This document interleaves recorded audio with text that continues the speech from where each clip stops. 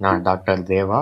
நாம் இந்த பதிவில் தோல் நோய் வருவதற்கான காரணங்கள், அதற்கு உண்டான பத்திய முறைகள், இந்த பத்திய முறைகளை நாம் ஏன் கடைபிடிக்கணும், இதை பற்றி எல்லாம் விரிவாக பார்க்கலாம். இந்த தோல் நோய் வருவதற்கு மெயின் ரீசன் என்னன்னு பார்த்தீங்கன்னா infection, genetic, immunity system dysfunction. இந்த 3 ரீசன்னால தான் தோல் நோய் வருது. இன்ஃபெக்ஷன் எடுத்துக்கிட்டிங்கன்னா பாக்டீரியா, வைரஸ், ஃபங்கல் இன்ஃபெக்ஷன் இது மூலிமா பரவுது.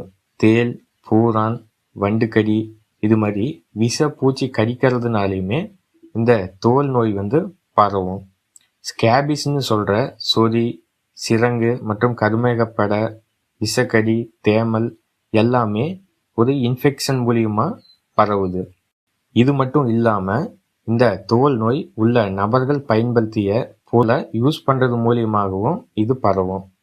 இந்த தோல் நோய்களுக்கான பத்திய முறை என்னன்னு பார்த்தீங்கன்னா கருவாடு, மீன், கத்திரிக்காய், பாவக்காய், பன்றிக்கறி, பூசணிக்காய், முட்டை, கோழிக்கறி, தட்டப்பயிறு இவை எல்லாமே இந்த தோல் நோய் உள்ள நபர்கள் தவிர்க்க வேண்டிய உணவுப் பொருட்கள்.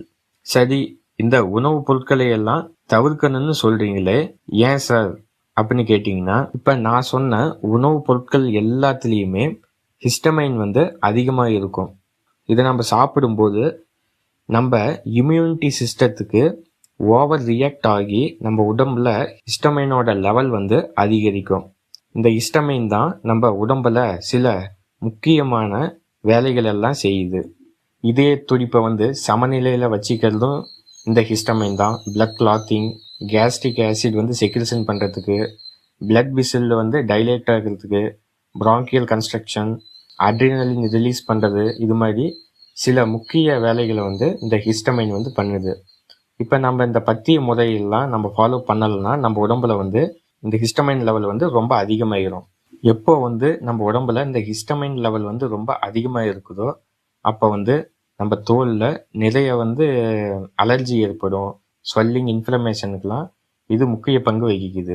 இந்த ஹிஸ்டமைன் லெவல் நம்ம பாடியில் அதிகமானால் கடுமையான தோல் அரிப்பு ஏற்படும், தோல் வறண்டு போதல் ஏற்படும், தோலில் விரிசல் விடுறது, இல்லைன்னா செதிலா, இது மாதிரி எல்லா கம்ப்ளைண்ட்டுமே ரொம்ப அதிகமாக இருக்கும். இதுக்கு நம்ம என்ன பண்ணலான்னு பார்த்தீங்கன்னா, நம்ம எஸ்கே ஹெர்பல் சென்டரோட இந்த விஷக்கடி சூர்ணத்தை காலை மாலை வெந்நீரில் சாப்பிட்டுக்கிட்டு வந்தோம்னாவே எந்த விதமான தோல் சம்மந்தப்பட்ட பிரச்சனையாக இருந்தாலுமே மிக விரைவில் குணமடையும்.